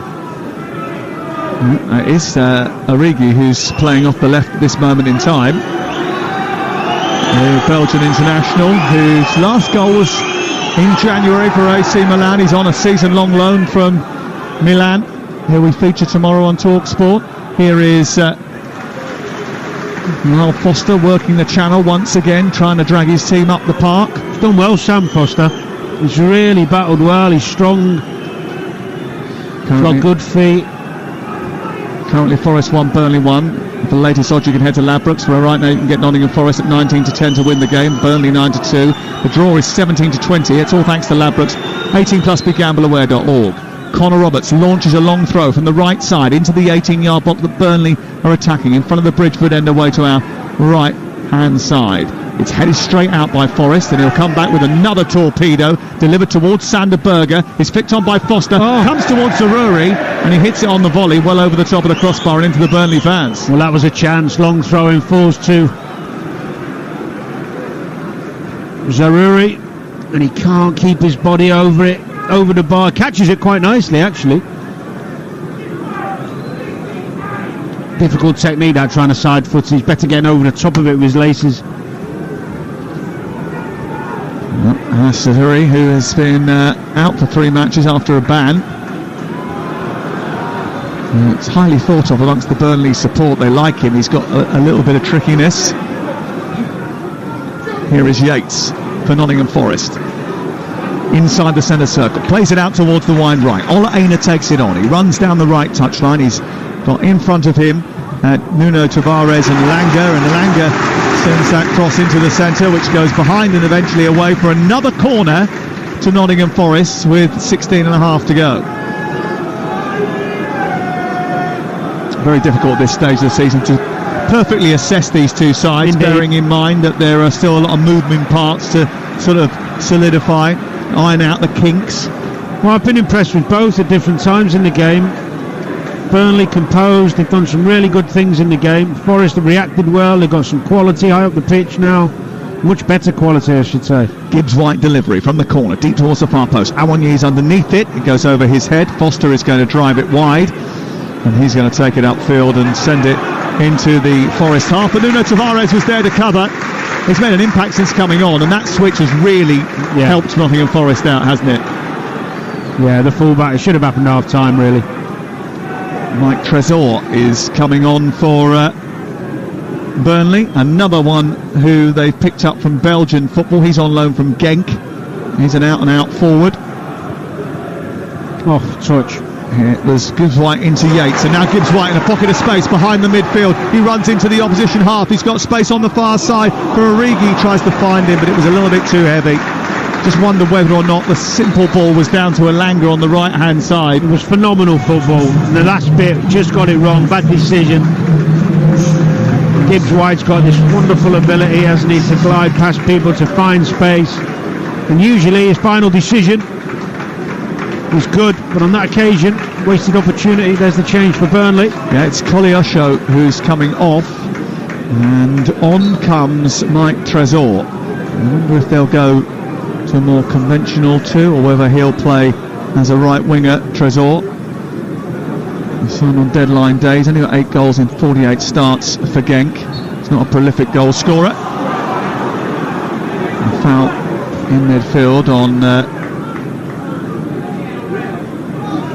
It was by Morgan Gibbs-White, which is going to generate a free kick for Burnley. And they send it long down the right side. Sanderberger is chasing, he gets the better of McKenna and into the penalty area, and now he's one-on-one with the goalkeeper. He steers it into the path of Foster, and Foster scores for the third successive game in Burnley colours. And Burnley retake the lead with 15 minutes to go, and the Burnley fans go wild. And the Clarets are threatening to ruin Forest's impressive home run. Lyle Foster with the goal, his third of the season, 3 in 3 for him, and it's Burnley who lead by 2-1. Well, I was just talking about Foster. He's been absolutely superb, and for all his efforts probably deserves a goal, but it's a poor goal to give away. It's a simple ball over the top. McKenna's got to deal with it. Sanderberg does really well because he out-muscles him. He's too quick for him and sets it up on a plate for Lyle Foster. Does really well, Sanderberger. Oh, was there a handball in the build-up to that? Again, that might have been deliberate handball on this occasion. Didn't look deliberate to me. Huh? Didn't look deliberate handball to me. In terms of, that would be judged as deliberate handball by controlling the ball with the use of his arm on the edge of the penalty area. The ball drops over the top of the defence, and they're looking at it to judge whether that is the case. He then gets in on goal as a result of that touch and squares it into the path of Lyle Foster, and the referee still halting play. The VAR is overruling it and suggesting that actually Rob Jones goes over and looks at the monitor. Now, Rob Jones ain't popular with Steve Cooper, because you remember he was the VAR during that game at Old Trafford where Worrell was sent off and Rashford got a penalty. They're checking it now over on the far side. He's walked over to review the monitor, Rob Jones, and this is crucial because he is being asked whether or not it's a handball. He's decided it was a handball. The goal does not stand. It's 1-1, and that's been ruled out. I'm not sure I don't see it. It's his arm. Well, I think it hits the top of his arm here on his sort of bicep as he's going through. Well, if it does, it's faint here. So he's running away from McKenna. Does he use it to take it away from McKenna? Hits the bicep below the t-shirt line. That's what they've decided after reviewing the monitor. Do you think that's right? 03717 223344. The sports bar open for business. Has that denied Burnley a winner? Ball into the box. A little deflection from Zaroury's cross. Burnley's effort to try and get... Was it clear and obvious mistake? And are those the type of things that... Look, you know how I feel about VAR and always have. When we're taking away goals for nothing, for tiny little touches that you can hardly see, and it takes 3.5 minutes to find. It's... Come on. Is this open-minded, Danny, or grumpy, Danny? I'm back to, no, not grumpy. I'm back to traditionalist. But you don't think that there was enough for touch there to rule that goal out? I don't know. Again, and we don't want football. I'm not entirely sure that was the next action before the goal as well. I just think it's. I see the touch on the bicep with the ball. I don't think it's a deliberate ploy to try and take it away from him. I'm not even sure it interferes with the path of the ball. Do you take some consideration, though, by the fact that they're not moaning too much about it? The Burnley players didn't go mad, did they? Well, we haven't got time. And here's Gibbs-White over on the far side. Nottingham Forest trying to get a winner now. The ball's into the box. It comes through to Garigi. He sends it centrally. Gibbs-White is there. A right-footed shot. And he goes down. And out for a corner the ball goes after a little deflection on the way through. 1-1 the score, 10 minutes to go. It's just another great example of why it spoils football. Over 2 minutes that VAR decision. That's how clear and obvious it was. Isn't that? Don't you agree though? If it's clear and obvious, then he should be seeing it in 30 seconds. Don't get me started. I'm in enough trouble. I had them all texting me last night telling me how out of order I was about the goal at Everton. So don't. Well, I just think if it's clear and obvious, if you go past 60 seconds, it's not clear and obvious, is it? And that was not clear and obvious. So I don't know what they're doing. Here is the corner away to our left-hand side. Gibbs-White is going to take it, and He'll hit it right-footed into the penalty area. Trafford didn't come again. Looks a little bit hesitant. The ball bounces on the edge of the box. Struggling on the crosses. Eventually it's cleared away by Cullen upfield and through the middle.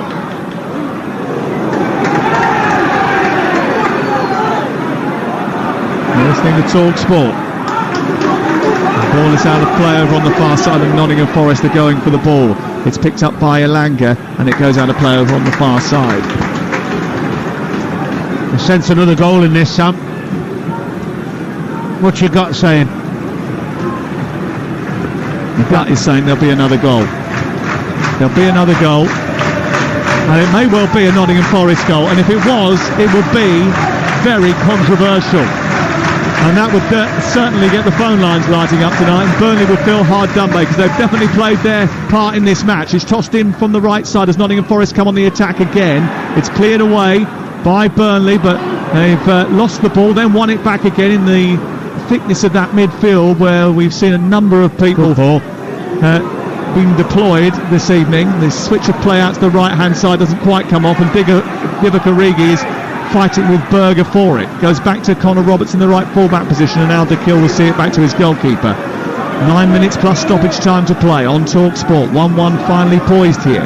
Ball forward up towards the middle of the park, and Mike Trezor in centrally it goes towards Josh Brownhill, helps it on.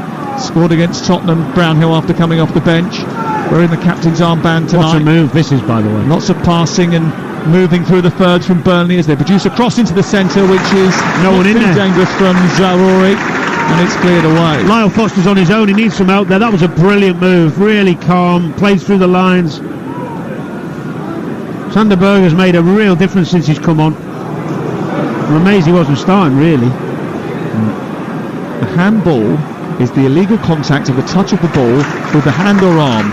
However, it's not automatically a handball offence every time the ball touches a player's arm. A handball offence is when the player, except the goalkeeper, deliberately touches the ball with their hand or arm, touches the ball with their hand or arm when it's in a position that makes their body unnaturally bigger, scores a goal against the other team with their hand or arm, or scores immediately after the ball touches their hand or arm.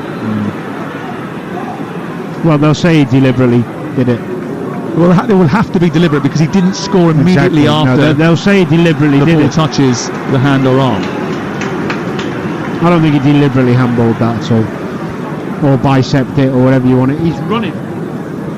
I think it's a really harsh one, and I think the clear and obvious bar's got. It was set really high, and now it's gone really low because they're scared to death to make a mistake. Free kick, which is 5 yards short of the D. Away to our right-hand side. Well, the defensive line is 5 yards short of the D. The free kick is very deep inside the Burnley half of the field. Wide on the right. It'll be whipped in by Gibbs-White, trying to get it in behind that defensive line towards the edge of the penalty area. There's a collision involving Yates, which is penalised, and the free kick is given straight away. Burnley have it's a it shame, back really, isn't it? Because there hasn't been too much contention. Seems to have got everything right, and I think we all agree that was really soft. Soft, but if it touches his arm, I think they're always going to give that. It was barely a touch, and it was not deliberate. They will see it as deliberate because he controls the ball with his arm. Because he's running. Because he's running and he's helping the ball on. Well, the more you watch it back, the less deliberate it looks. But you just wonder if he was using his body to sort of shield the ball away. His arm actually moves out the way to get his chest onto it. I think they've got it wrong. I really do. Here's Sander Berger down the right-hand side, moving towards the edge of the penalty area, goes beyond Sangare, does well, clips the ball towards the far post. It's headed away by Olareda and out towards the far side. 5 minutes to go. 1-1 the score live on Talksport. It's Burnley who are feeling hard done by after having their goal disallowed that they thought was going to win them the game, and Lyle Foster thought he'd scored for the third game in a row. Here's Sander Berger, who made that right-footed into the centre, looking for Foster, doesn't reach him, goes through the Brownhill, but he's got it again on this right-hand side, and he's starting to dominate the game. Ball delivered into the box, and it's caught by Turner, but he's had a really good spell, Sander Berger, since coming off the bench. Yeah, he looks comfortable on the ball, good runs without it, nice and elegant when he gets these. He's a really big lad as well, isn't he? He's a real presence. Well, lots of goals have been scored after the 85th minute in the Premier League this weekend, and a number of results have changed in that time as well. Remember what the situation was at Spurs when the board went up? It was 1-0 to Sheffield United with 12 minutes of added time to play. Villa were behind going into the last few minutes. They won 3-1. Manchester City had to come from behind and win late on. And Liverpool themselves actually had to come from behind as well to win late on. There's 2 late goals in that game that secured all 3 points for them. There's a bit of cramp over on the far side for is that Charlie Taylor who's gone down over on the far side. He's done well actually, Charlie Taylor, tonight. And they want to make a substitution. He's on the floor. The referee's saying he's got to get off the pitch. Actually, not Charlie Taylor is not the one down. Charlie's helping out. Is that Cullen who's gone down needing some help? He's in pain. He's asking for a treatment. They're trying to make a change. It's Jordan Beyer who's going to be replaced. And on comes Delcroix in his stead. But they've got to get him off the pitch. And how do you get him off the pitch if he's on the floor suffering with cramp? Well, the referee, it's not difficult. Let them come on and just then add it on at the end. Right, Delcroix is on, and Beyer now, who had cramp, is off. Over on the far side. Change Awonyi for Chris Wood. Chris Wood, who scored that terrific goal against Sheffield United, the winner, late on in the day. Maybe coming on to see if history can repeat itself.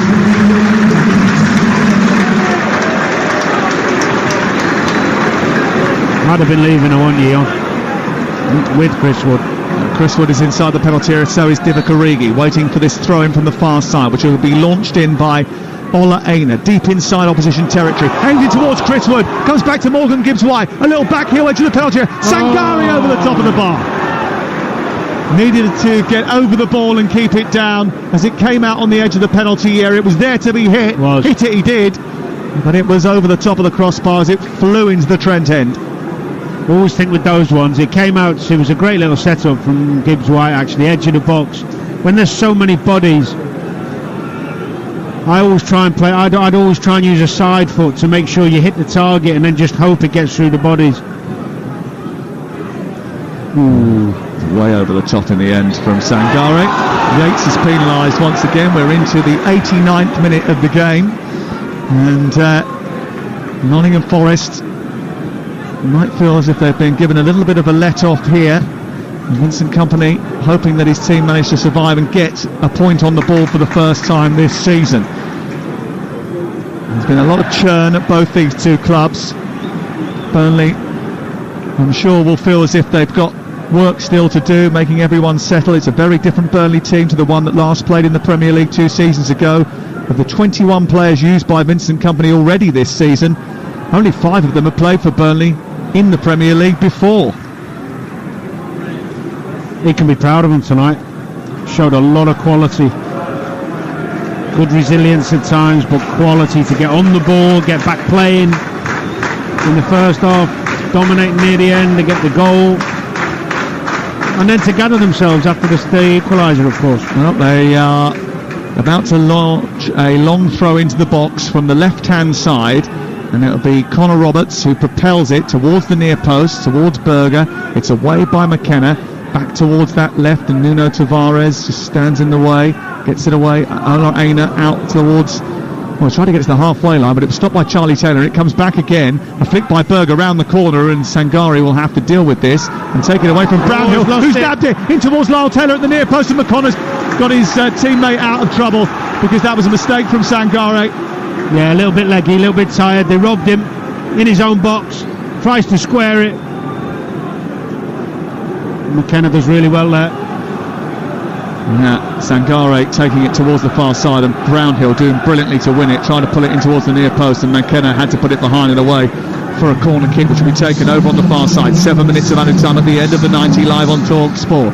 Still lots of time to play here at the City Ground. The ball delivered into the box, right-footed towards the near post, and it's a diving header by Foster, which goes narrowly wide. He came out of the pack towards the near post, glanced it goalwards and hit the side netting. Too far away. It's too tight an angle, isn't it? Great run from him as well. Look his energy pressing, or still in 90th minute. 91st minute now. And they've given the ball away, Nottingham Forest, a little bit too casually. And then there's another foul, which is going to generate yet another Burnley set piece. Steve Cooper and Alan Tate just having a bit of a chat down on the near touchline. And Nottingham Forest have got to set themselves for a late set piece. Remember, last season, Bournemouth scored conceding more from set pieces. It's through the penalty area towards Al Dakil, hits the chest of McKenna and comes out towards this near side. It's away for another throw-in.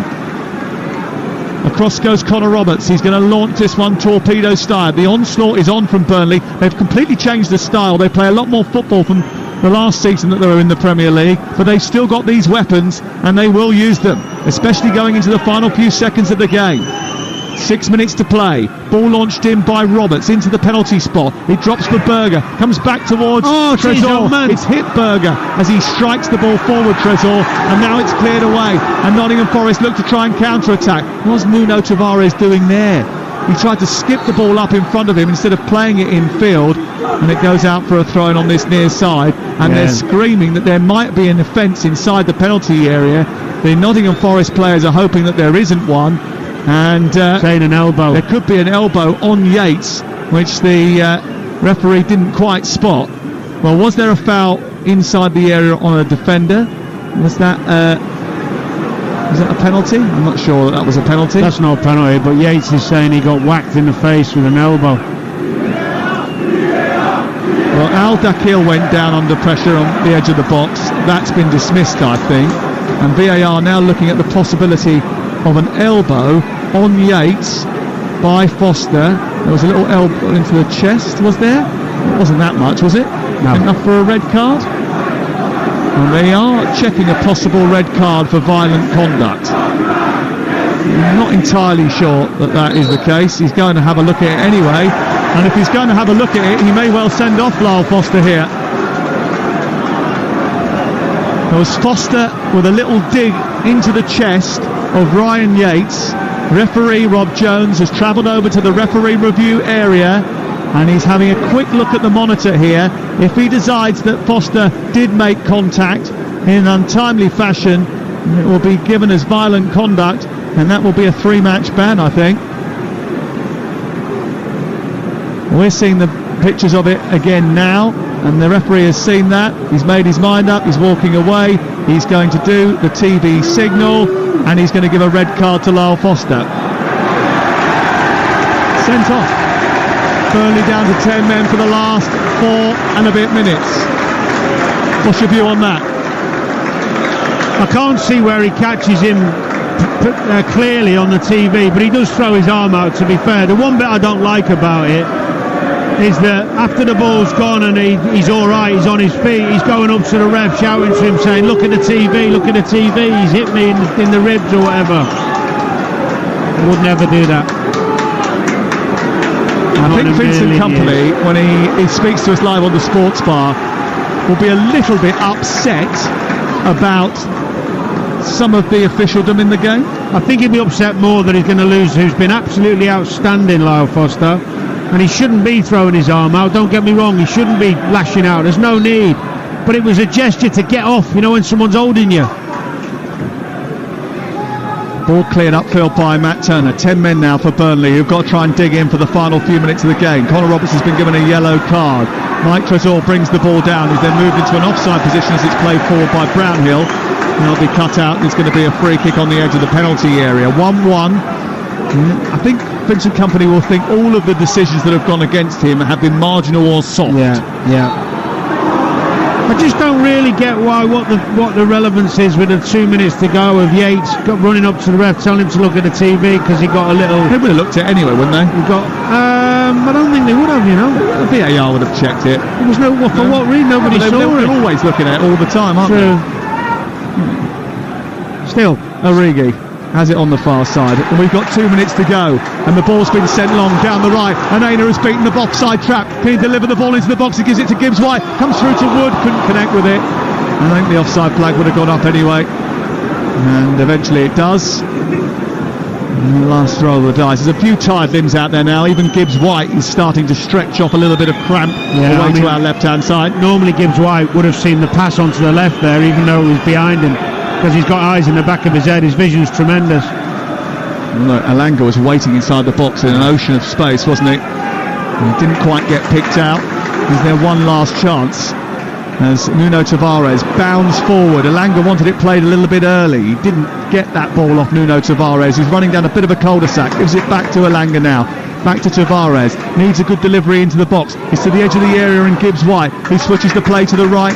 And Aina on the edge of the area, flipping it into the box. Away by Berger. It wasn't a great delivery. There was an offside in there anyway. And the referee. The only thing is, Sam, with the flag. Sorry, with the sending off, it's hard to see. I mean, maybe my eyes aren't as good as they were, but he didn't catch him in the face, did he? It's just a chest. Yeah, it's in the side of the like chest. a get away kind of throwaway arm off him. I mean, if that's a red card, oh God, we're all going mad, aren't we? But I have to reiterate the point. I'm not keen on that. Players running up to ref, showing him to go and look at some TV when he stood on his feet, fine, because he's taking a little arm in the chest. I don't know, maybe I'm a bit different.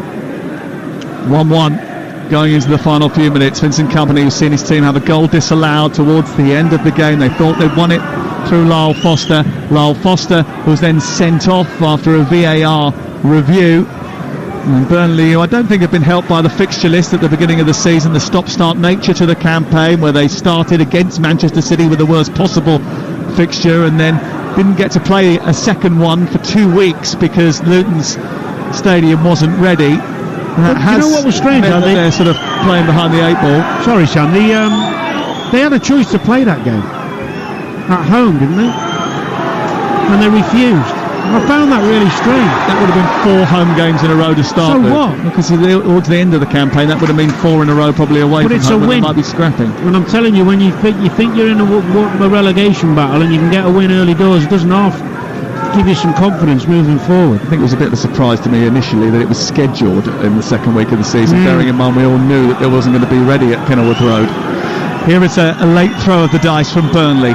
Running up towards the touchline is Connor Roberts to launch this ball diagonally into the box. It's aimed towards Berger, headed away by McKenna, chested down by Wood, who's kept hold of it here. He's sent it to the left but given it away, and Brownhill has pinched it and moved into the edge of the box. He's swung the ball into the 18-yard area and it's cleared away by Worrell up to Nuno Tavares, who finds Gibbs White. Is there a late charge here from Nottingham Forest? They're not going to get hold of that.